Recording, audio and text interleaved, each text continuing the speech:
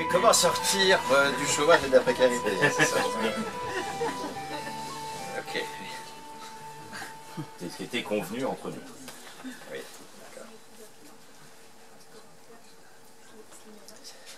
d'accord.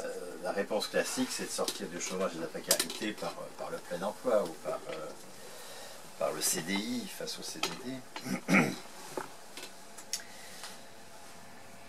Et c'est sur cette stratégie-là d'ailleurs que les opposants à la logique du capital se mobilisent pour l'essentiel. Mais on a, je crois, un bilan assez négatif de cette stratégie. Et à Réseau Salariat, on développe un point de vue fort différent qui naît de l'analyse de ce que le mouvement ouvrier a conquis au XXe siècle. C'est pas, il nous semble que l'analyse des opposants aux réformes en termes de plein emploi, taxation du capital, pôle public bancaire, etc., ne sont pas fidèles à ce cas d'anticapitaliste, ce qui se met en place en 1945 pour utiliser une date emblématique d'un mouvement qui est un mouvement sur de nombreuses décennies, bien sûr. Parce que ce qui se met en place en 1945, ce qui commence, hein, encore une fois, je crois qu'il faut sortir complètement d'une perception historiquement fausse de la Révolution. Hein. La Révolution en tant que changement de mode de production, donc changement de la pratique du travail, ça s'opère sur des siècles, hein. C'est pas quelque chose qui se fait par du grand soir ou par le passage du rien au tout, ou du zéro à nous sommes rien, soyons tout. Hein. C'est un processus qui n'est pas un processus de long fleuve tranquille non plus, c'est pas par une série de réformes, je sais pas quoi, progressives du tout, c'est un processus historique fait de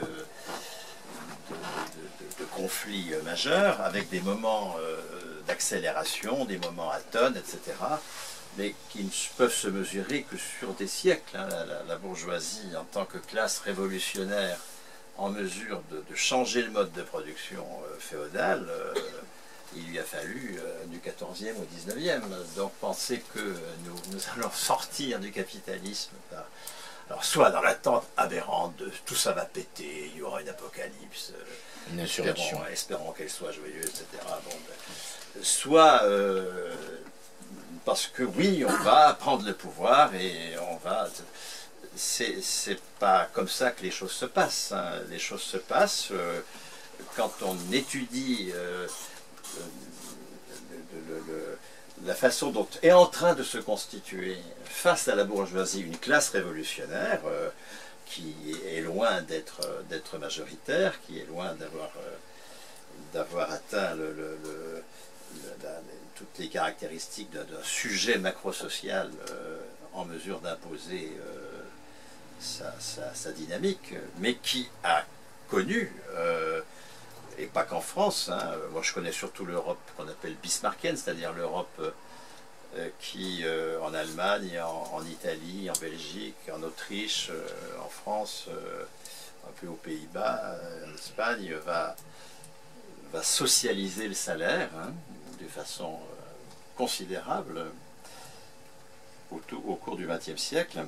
Eh bien, les institutions nées de cette socialisation du salaire sont des institutions suffisamment fortes, malgré les coups de boutoir de la réforme depuis 25 ans, pour être aujourd'hui des tremplins parfaitement crédibles de pousser plus loin ce déjà-là. Hein. Alors, pousser plus loin ce déjà-là, dans quelle direction? Je les rappelle brièvement, puisque c'est un petit exposé simplement pour lancer le débat avec Jacques qui n'est pas là, mais bon. Il arrive. il s'agit, pour passer de la souveraineté du capital sur le travail à une souveraineté du salariat sur le travail, il s'agit d'une part de pousser plus loin le remplacement du marché du travail par le salaire à vie. Le déjà là, c'est le fait que les fonctionnaires ont un salaire à vie, c'est le fait que les retraités ont un salaire à vie. Alors il faut mettre évidemment des bémols à tout cela. Hein. Un fonctionnaire territorial a quand même un employeur à travers le maire, et des retraités avec une toute petite pension, on ne peut pas parler de salaire à proprement parler, mais une partie des retraités et des fonctionnaires, en tout ça fait quand même déjà une douzaine de millions de personnes, sont dans une situation de salaire liée à une qualification et qui est à vie, qui est un attribut de la personne. Je voudrais bien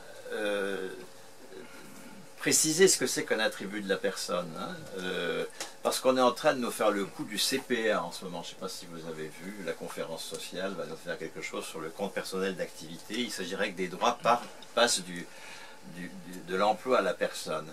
Mais en aucun cas, ce que prévoient ces comptes personnels, ce n'est des droits liés à la personne. Ce sont des droits liés au parcours sur le marché du travail, consignés dans des comptes individuels, mais en aucun cas ce sont des droits liés à la personne. Un droit lié à la personne, c'est un droit politique, c'est un droit irrévocable qui ne dépend pas de la mesure de la contribution que fait la personne à la production. Le droit de vote est un droit de la personne. Eh bien, il s'agit que le droit au salaire, c'est un droit de la personne, c'est-à-dire un droit politique, irrévocable, non lié à la mesure de ce que la personne est en train de faire, progressant, alors selon une évaluation de ce qu'elle a fait, mais une fois qu'un second ou un troisième niveau de qualification est acquis, il est définitif, il est irrévocable. Nous sommes bien dans un droit de la personne.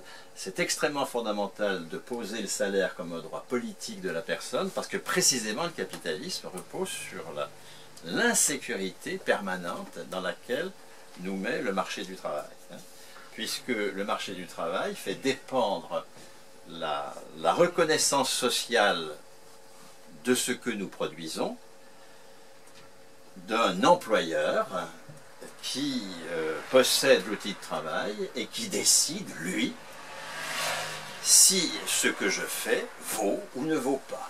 Il m'embauche, il me licencie, et il y a ainsi une incertitude consubstantielle au marché du travail qu'il s'agit de contrecarrer de façon contradictoire par un droit de la personne sorti complètement de l'incertitude, donc définitif de la personne. Donc à 18 ans, tout le monde a le premier niveau de qualification, par exemple 1 500 € par mois, et puis donc c'est irrévocable, et puis on a aussi un droit à la carrière, de passer des épreuves pour monter en qualification. Les chemins pour cela, comment passer du déjà là à ce droit politique, il y a déjà le fait que l'indemnisation du chômage soit à 100% du salaire net, du meilleur salaire net, du salaire de référence, et à durée indéterminée. En Belgique, le chômage est à durée indéterminée. Se battre pour que le chômage soit à durée indéterminée fait partie précisément de cette attribution du salaire à la personne, de la déconnexion entre le salaire et le marché du travail. Autre piste, c'est le salaire à 18 ans. On peut démarrer par la cohorte des, je sais pas quoi, des 18-27 ans, par exemple, et créer une cotisation qui permet d'assurer le premier niveau de qualification à toute cette cohorte, avec un droit à carrière aussi, pour cette cohorte aussi, bien sûr, hein, mais pour lancer l'affaire. Et une cotisation sociale sur le modèle des cotisations retraite. Pour la retraite, justement, on peut, vous avez une brochure de Réseau Salariat qui aborde ce point, on peut se battre pour une retraite à 55 ans, qui est d'ailleurs l'âge classique dans le combat syndical, hein, jusqu'au milieu des années 90. Retraite à 55 ans, à 100% du meilleur salaire net, c'est-à-dire le salaire des 6 meilleurs mois, et cela sans tenir compte de la durée de cotisation, hein, puisqu'encore une fois, poser le salaire comme droit politique, c'est reconnaître que depuis 1945, nous sommes en train de changer la définition de la valeur économique. La définition capitaliste de la valeur, c'est on ne produit, ce que l'on fait ne vaut, exprimé en monnaie, que si on met en valeur du capital en allant sur un marché du travail pour produire des marchandises capitalistes. Et donc tous ceux qui ne sont pas en cette situation ne produisent pas. Hein. Les fonctionnaires ne produisent pas, les retraités ne produisent pas, les parents ne produisent pas, les chômeurs ne produisent pas, etc. Ce que l'on met en place en 1945, avec la socialisation du salaire, qui affecte du salaire aux allocations familiales, enfin qui sont du salaire, aux chômeurs, c'est pas 45, c'est un peu après, mais aux retraités, qui met en place le salaire à vie, qui confirme, disons, il existait déjà des fonctionnaires, c'est de dire que produire, le salaire c'est la reconnaissance d'une production, produire, ça n'est pas aller sur le marché du travail, mettre en valeur du capital en prenant de marchandises capitalistes. Produire, c'est avoir le salaire à vie, qu'a le fonctionnaire, le retraité, le chômeur, etc. C'est donc instituer, et là encore c'est une affaire de décennies, parce que il faut des pratiques suffisamment répétées pour que les représentations aussi changent. Et les représentations étant les dernières à changer, c'est très très long. Que nous sortions, hein, de l'intériorisation du dogme capitaliste que quelqu'un qui n'a pas d'emploi ne produit pas. En sortir, c'est sortir de l'idée que quelqu'un qui est retraité, eh ben, il a produit, mais il ne produit plus, il relève de la solidarité intergénérationnelle, qu'un chômeur, ben, il ne produit pas, alors il a droit à un salaire différé parce qu'il a cotisé, mais ça n'est jamais que la contrepartie de la valeur qu'il a créée quand il était actif, quand il était actif occupé,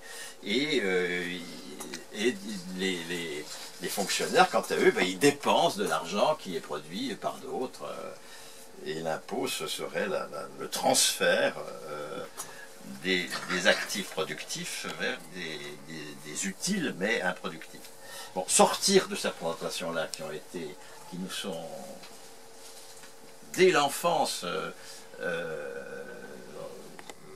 imposées, ça suppose que des institutions alternatives durent suffisamment et soient portées suffisamment. Ça suppose que dure suffisamment longtemps, c'est pour ça que ça, encore une fois, c'est pas encore acquis, hein, maintenant, dure suffisamment longtemps le fait que l'on paye des retraités. C'est pour cela que l'offensive de Pierre Rocard contre les retraites, c'est, mais non, c'est pas du salaire les retraites, c'est la contrepartie des cotisations passées. Alors, si nous nous battons, nous, au nom de la contrepartie des cotisations passées, c'est foutu, bien sûr. Puisque précisément, nous n'assumons pas la nouveauté du salaire.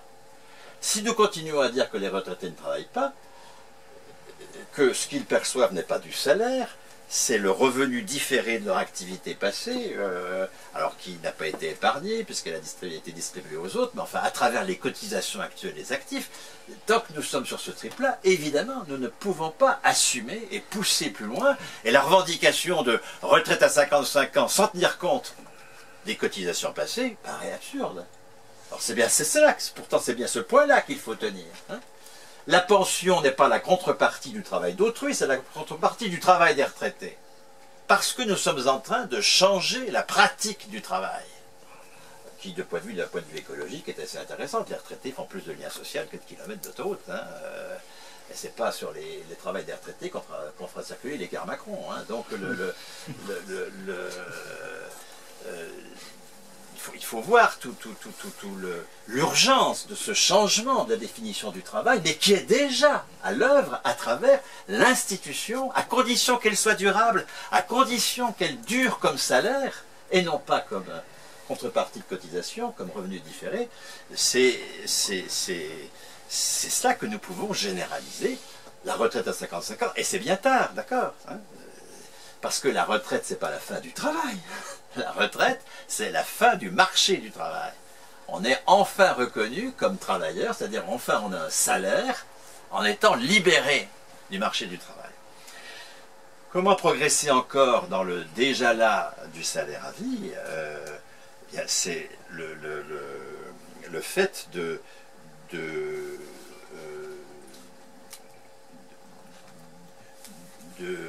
d'augmenter ou de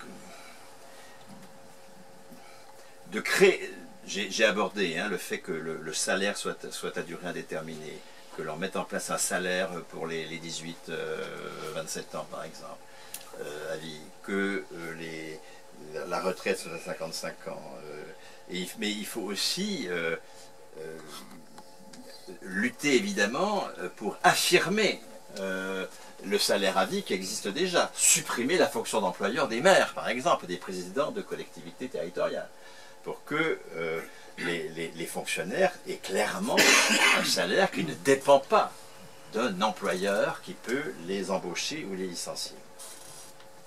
Deuxième dimension de la souveraineté populaire sur le travail,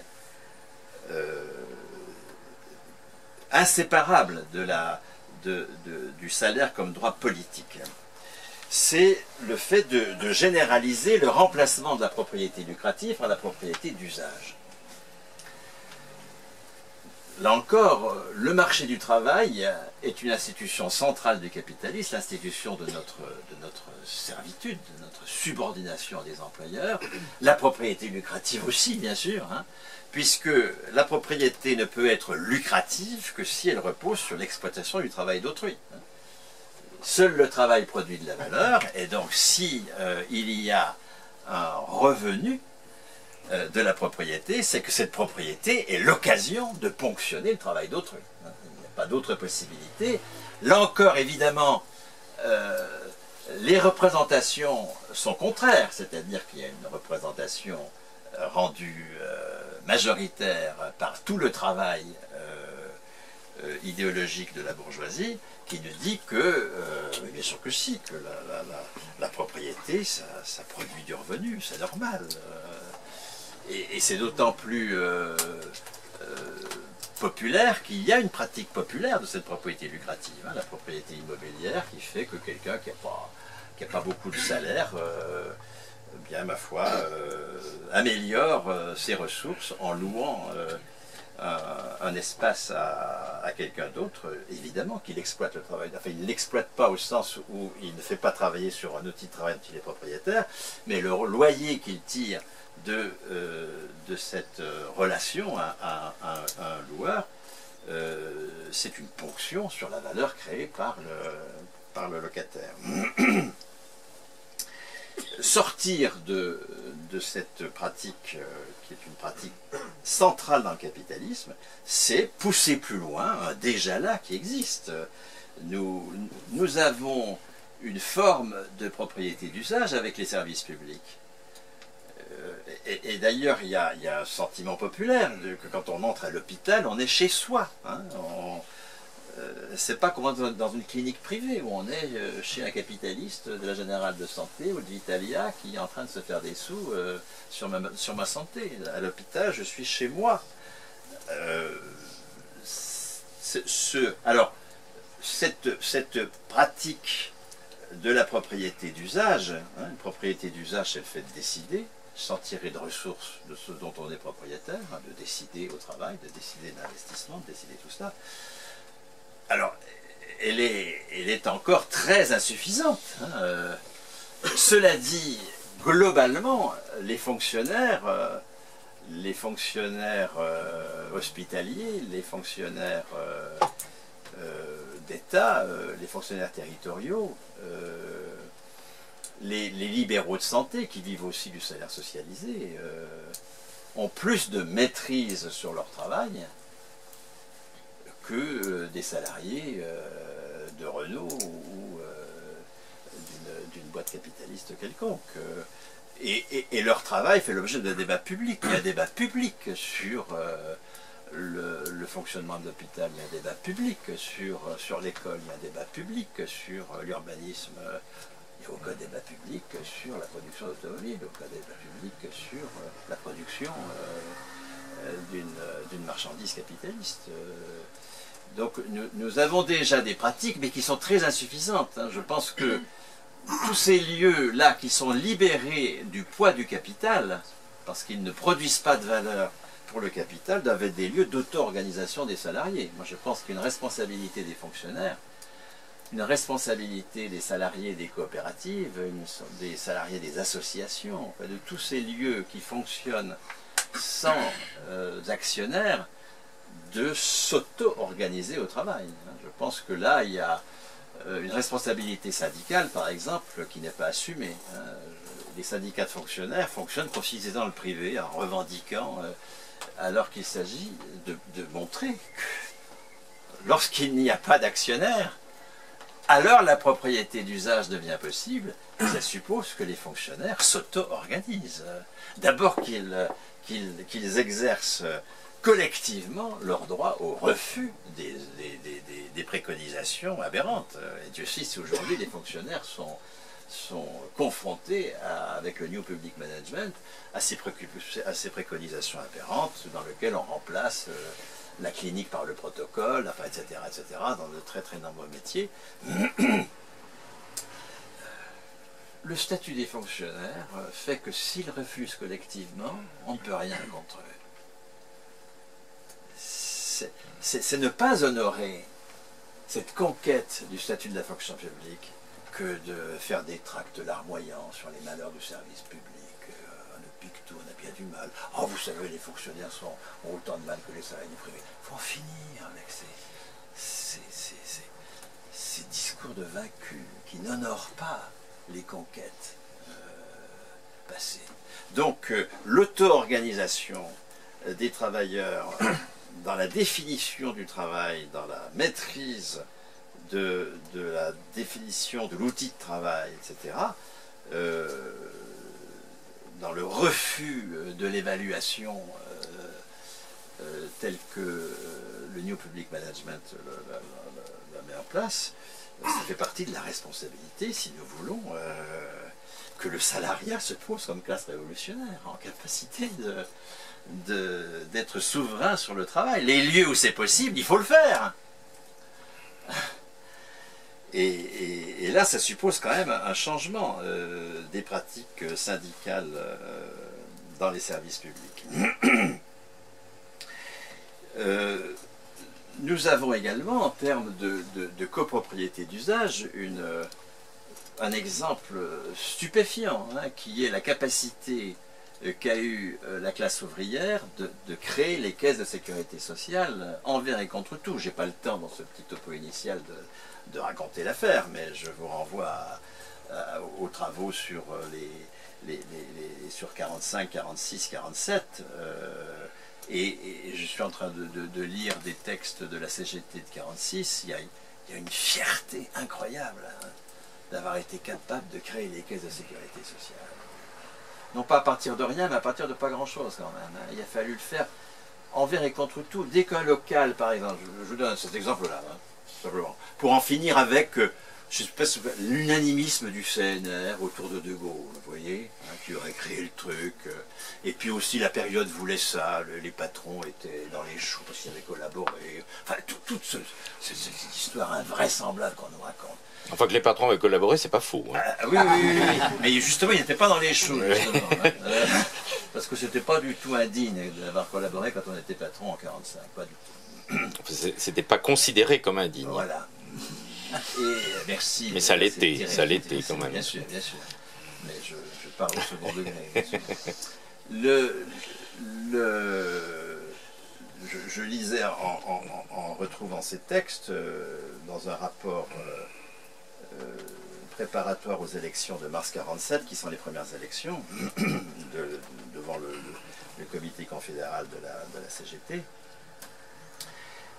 de ce très grand homme qui a été Reynaud, le responsable CGT des questions de sécurité sociale en 46, 47, 48. Il montre que, comme c'est une institution privée, la sécurité sociale, hein, puisque ce sont les cotisations des salariés qui sont gérées par les salariés. Il n'y a pas de droit de préemption quand on veut approuver un local. Hein. Il fallait passer de 700 caisses à 100 caisses départementales, valables pour tous les risques et pour toutes les professions. Bon, il fallait trouver des locaux à une époque où il n'y avait pas des masses. Mais enfin, dès qu'il y avait un local vacant suffisamment grand et abandonné depuis un certain temps, que dénichaient ces responsables syndicalistes, aussitôt il y avait un droit de préemption par un autre ministère. Quand on a dit qu'on était tous unis, là, le ministère du Travail a dû mettre en place la Sécu contre le ministère des Finances, contre le ministère de l'Éducation nationale, contre le ministère, enfin contre tous les ministres socialistes MRP qui peuplaient les ministères à l'époque. Bon, ce travail énorme pour lequel la classe ouvrière se pose comme candidate au pouvoir et à la gestion. Tous les textes de la CGT de l'époque, c'est la classe ouvrière est capable de gérer. À l'époque, c'était l'équivalent de la moitié du budget de l'État. Pendant 15 ans, de fait, elle a géré l'équivalent de ce qui est devenu, même aux années 60, l'équivalent du budget de l'État. Dans des caisses qui étaient administrées par des administrateurs salariés élus, tous les 5 ans, et des conseils d'administration qui élisaient les directions des caisses. Les directeurs de caisse étaient élus par le conseil d'administration. On n'était pas du tout dans le bunker bureaucratique qui est devenu la sécurité sociale en matière de santé avec les ARS et tout ça. Nous sommes un dispositif de copropriété d'usage qui fonctionne très bien, vraiment très bien, et qui concerne l'équivalent du budget de l'État. La classe ouvrière était capable de gérer l'équivalent du budget de l'État pendant 15 ans. Alors, et nous, hein, d'accord ? Qu'est-ce qu'on fait pour honorer ? Comment on pousse plus loin ce déjà-là ? Nous avons le déjà-là, dernier déjà-là généralisé. Et après, on passe la parole à ton contradicteur. Voilà, le remplacement du crédit par la subvention de l'investissement. Vous avez 3 institutions de la souveraineté du capital sur le travail. C'est le marché du travail, la propriété lucrative et le crédit. Passer à la souveraineté populaire, selon un mouvement qui, encore une fois, connaît des à-coups, d'accord, mais qui de toute façon demande des siècles. Passer à la souveraineté populaire sur le travail, ça suppose de remplacer le marché du travail par le salaire à vie, de remplacer la propriété lucrative par la propriété d'usage, et de remplacer, troisième institution, le crédit par la subvention. En quoi le crédit est une institution exclusivement capitaliste? Le crédit pour financer l'investissement. Bien parce que lorsque nous produisons 2000 milliards d'euros, c'est la production qu'évalue le PIB, 700 vont aux propriétaires. 700. 35% de ce que nous produisons est approprié par les propriétaires. C'est tout à fait considérable et complètement sous-estimé au demeurant. Hein. Revenu de la propriété lucrative. Mais que nous avons produit bien sûr, hein, vont être prêtés pour une partie d'entre eux pour investir. Donc le crédit a comme origine une prédation. S'il n'y avait pas la prédation, il n'y aurait pas besoin de crédit. Puisque nous produisons les 700 milliards qui vont au profit, il n'y a pas besoin de s'endetter pour investir. Nous nous endettons pour investir, et encore c'est pas nous qui investissons, mais c'est quand même nous qui devons payer la dette. Nous ne nous endettons pour investir que parce qu'il y a eu prédation de 700 milliards. Et ensuite, 400 seulement. 400 seulement. Il y a 300 milliards de prédation absolue. Hein. 15% du PIB va aux dividendes après investissement et va aux intérêts sur les marchés financiers, et là ils sont perdus pour l'activité économique. Hein. Nous sommes dans des dépenses somptuaires, ou nous sommes dans de la spéculation. Les 400 milliards qui nous reviennent comme outil de production nous sont prêtés. La logique du capital, c'est je te pique, je te prête, tu me rembourses. Et nous sommes déjà sortis de là. Encore une fois, la classe ouvrière a été en mesure de commencer à imposer des alternatives qui est notre responsabilité de poursuivre. Quelle est l'alternative? C'est la subvention. C'est la cotisation subvention. Remplacer le cycle funeste profit-crédit par le cycle vertueux cotisation-subvention. Quand on examine par exemple cet effort énorme qu'a représenté dans les années 60 la constitution des CHU, la transformation de mouroirs, c'est pas tous des mouroirs, mais enfin, énormément de mouroirs dans le système hospitalier français, en lieu de soins, ça a supposé un investissement tout à fait considérable qui a été pour partie financé, non pas par un appel au marché des capitaux, pas par un appel aux prêteurs, mais par une hausse du taux de cotisation maladie. Et cette hausse du taux de cotisation maladie, qu'est-ce qu'elle a fait? Elle a permis à l'assurance maladie de subventionner l'investissement, et subventionnant l'investissement, vous voyez bien l'effet vertueux, on va générer un travail supplémentaire. Hein. Le travail de santé, aujourd'hui, c'est 10% du PIB. Hein. Les soignants produisent 10% du PIB aujourd'hui, hein, 200 milliards. Ce travail de santé va entraîner une augmentation du PIB, puisque nous produisons plus de valeur grâce à l'investissement sanitaire. Il n'y a pas besoin de financer à crédit cet investissement, puisqu'il va générer une valeur, pas lui, l'investissement ne génère rien, mais il va rendre possible un travail supplémentaire qui va générer une valeur supplémentaire qui va permettre, qui va revenir par un dispositif de cotisation à une caisse qui va pouvoir subventionner l'investissement. Donc ce que nous pouvons faire pour généraliser cette pratique, c'est par exemple revendiquer une hausse du taux de cotisation, hein, maladie, qui permette de subventionner l'hôpital au lieu qu'il fasse appel au marché des capitaux par la CADES avec les résultats catastrophiques que l'on sait. Hein, les hôpitaux sont tous à genoux financièrement, faute qu'une hausse de la cotisation maladie vienne reconnaître par anticipation le travail supplémentaire qui va être possible et qui va être générateur de la valeur correspondant à la hausse de la cotisation. Hein. La hausse de la cotisation ne se fait jamais à PIB constant, hein, elle entraîne une hausse du PIB. C'est pour ça que la cotisation n'est pas une ponction, c'est un supplément de valeur. Elle fait partie du PIB. Elle fait partie du PIB. Et donc travailler à la généralisation de ce dispositif. D'abord, au fait de l'assurer là où il existe. Hein. Énormément d'équipements publics sont financés par subvention. Sauf depuis que la cotisation et l'impôt ne progressent plus. Hein. Ils régressent dans le PIB. Et donc, évidemment, l'investissement financé par subvention cède la place à l'investissement financé par crédit. Bon, il ne s'agit pas de se battre pour qu'il y ait du crédit public.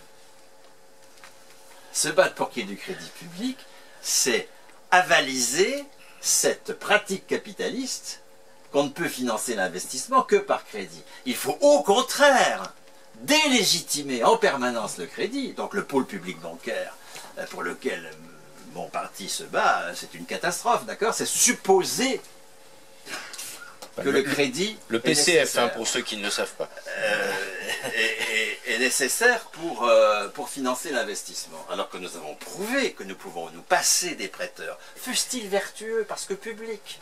Vous savez, une banque centrale, elle prête directement à l'État fédéral aux USA, on n'est pas sorti du capitalisme. Hein. Ceux qui pensent que lorsque la PCE prêtera directement aux États, on aura fait un pas en avant, nous disent des âneries, tout simplement. Hein. Donc, en finir avec le crédit, le délégitimer en permanence, ça suppose d'abord de finir avec des sottises revendicatives du genre pôle public du crédit, tout comme sottises revendicatives plein emploi, sottises revendicatives taxation du capital. Il s'agit d'assumer les institutions révolutionnaires mises en place par le mouvement ouvrier et par la classe ouvrière, et par exemple, mais il faut que ça concerne des dizaines de milliers d'entreprises. Nous avons la chance aujourd'hui que des tas de trentenaires refusent le marché du travail. Bricolent avec le RSA pour créer des propositions alternatives de production et des organisations alternatives de production.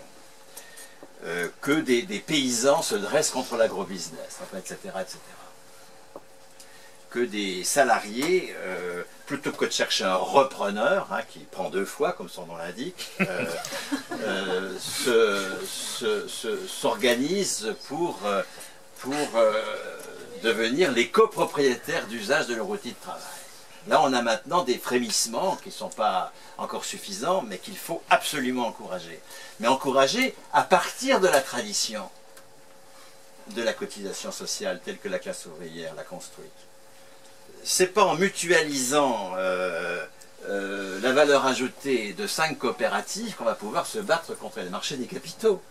Il faut mutualiser dans une cotisation investissement la valeur ajoutée de dizaines de milliers de lieux alternatifs aujourd'hui.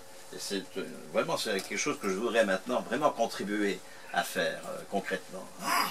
Que tous ceux qui aujourd'hui construisent des formes non capitalistes d'entreprise mutualisent sur le modèle de la cotisation sociale, qui mutualise 500 milliards, d'accord? C'est pas quelques broutilles. C'est pour ça qu'on peut payer les salaires à vie des soignants et qu'on peut subventionner, parce qu'il y a 500 milliards qui sont collectés. Donc il s'agit de collecter, pareil, alors au début peut-être des dizaines ou mettons 100 milliards, dans toutes ces entreprises qui sont prêtes aussi, il y a des tas d'entreprises pour lesquelles ça n'a pas été encore vraiment proposé, mais qui sont prêtes à cela, hein, à mettre une partie de leur valeur ajoutée dans une caisse d'investissement qui sera gérée par les intéressés eux-mêmes et qui subventionnera l'investissement. Sortir du crédit, le remplacer par la cotisation économique pour financer l'investissement. Nous n'avons besoin ni de prêteurs, ni d'employeurs, ni d'actionnaires pour travailler.